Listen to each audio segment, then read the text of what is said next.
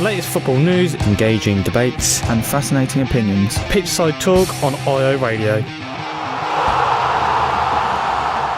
So kicking off the games for Saturday, it is Manchester City versus Leeds. And for Manchester City, Pep Guardiola once again has a full, fully fit squad at his disposal for this game. Kevin De Bruyne, he should be available after signing his 2-year extension at the club earlier this week. But for Leeds, on loan winger Jack Harrison, who's been scoring the goals for him quite recently, cannot play. He's playing against his parent club, so he's ineligible to play for this game. But apart from that, no more injuries for Bielsa's side. Piers here, Man City, if they win this, will now go only 3 wins away from the Premier League title. It looks like it's really theirs now to lose. But for Leeds here, if they win this, they can go up to 9th, and they did draw last time out in a 1-1. Yeah, for Leeds, they obviously got some wins in recent games, obviously against Sheffield United and Fulham, so it's not the best of opponents, but look at Leeds, where they can go if they get this win to 9th place from a team that only just come up last season. I think it's an amazing result for them, really. How well they've done this season. They've obviously got a good team and an even better manager. On the other hand, Manchester City, the best team in the country at the moment, obviously played in Europe during the week, still got a good result there. We'll be looking to grab a win here just to wrap this league up, get it even tighter. Only a few games in it for them now, Man City. Luckily for them, a squad like this, they've done it twice before already in recent times. So they know how to get this league wrapped up.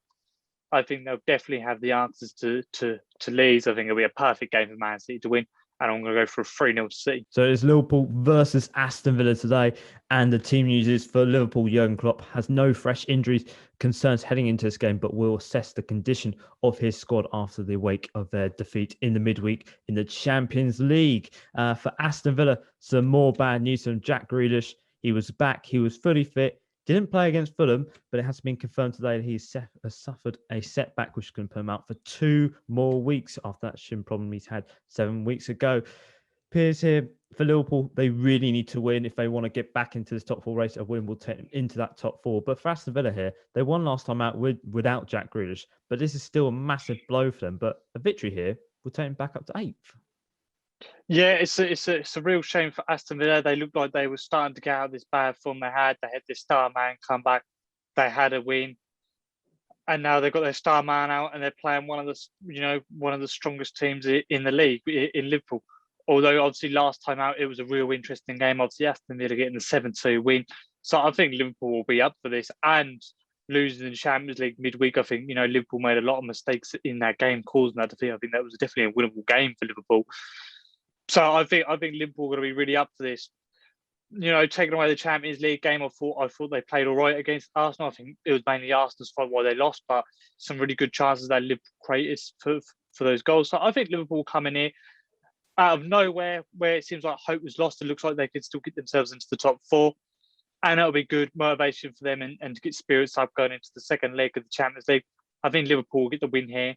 I'm going to go for a 3-1 to Liverpool. So it's Crystal Palace versus Chelsea today in some sort of London derby. I'm not really too sure, but it is a London derby of some sorts. And for Crystal Palace, they're going to be out with their on-loan striker, Michy Batshuayi, as he is facing his parent club. But they have got some boost in returning of James McCarthy and Mitchell as well. But Connor Wickham has still got a minor injury and will be assessed before the game. But for Thomas Tuchel, he has confirmed there's no new injuries in his pre-match press conference today, but Thiago Silva is suspended for this game as a result of being sent off in the defeat to West Brom last weekend. Piers here for Crystal Palace. They need to get a win, only 1 win out of their last 5 games. But for Chelsea here, they bounced back in the Champions League. They hit back at Porto, but in the Premier League, losing 5-2 to West Brom, who are really struggling. It's quite embarrassing. And also, they need to get back into the top 4 race because it could be more points by the end of this weekend. Yeah, it's definitely an interesting game. Palace is sometimes known for being a bit of a bogey team for Chelsea. They've known to take points off them before, so it will be an interesting game coming in. Palace has sort of just been in sort of standard form for them. They got a decent draw against Everton in the last game, but they probably could have got more from it. So they're just sort of in cruise control, I'd say, at the moment. Palace, they're not going to push for anything special.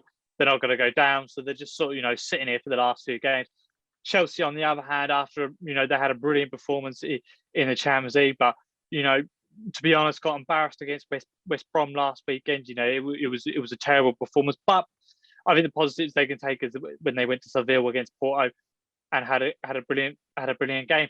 But for Chelsea, this is so important for them from the points they've recently dropped from 2 draws, and that loss in recent history. They've got teams like Tottenham and Liverpool breathing down their necks. West Ham's above now. Leicester is still there. So it's a big game for Chelsea. So they have to win this. And I think after the way they've been playing, they should get the win here, just because they need a lot more than Palace. I think Palace is just are where they are at the moment. So I predict Chelsea win, and I'm going to go for 2-0 to Chelsea. So it's back at home this weekend, looking to put that performance behind them versus Rochdale and try and jump into those playoff places. They are playing MK Dons, who are travelling down to Portland Road today, currently in 13th, and they're looking to bounce back after losing to Crewe Alexander on Easter Monday after having 4 wins in a row. Dan, Ipswich, they've got new owners. There's a new buzz around the place, but they still need to win on the football pitch if they want to have a chance of trying to get into the Championship next season, only 2 points off. But can they bounce back, or will MK Dons hit back at Ipswich Town? It's going to be a tough game, isn't it? MK Dons, they've done okay this season. They started off, I guess they were around mid-table. They still are, but they were kind of getting closer to the playoffs. I think they kind of dropped off a little bit, but they're still a good side. They've got a lot of former Norwich players in their squad. I think their manager is Russell Martin, so that'll be interesting. Obviously, I'm not expecting immediate change with the new owners coming in. I think we all expect to be in League One next year, but this game, I'd say it's a winnable game. But after Rochdale and Bristol Rovers, the performance is there. It doesn't fill me with a lot of confidence. I think we'll stick with the same system because, Paul Cook changed it up a little bit to go free at the back, and I think we'll stick with that, even though it was a poor performance on against Rochdale. But as I said, that performance against Rochdale doesn't fill me with confidence. And even though I think it's a winnable game, I think it will be a draw. I think it'll be 1-1.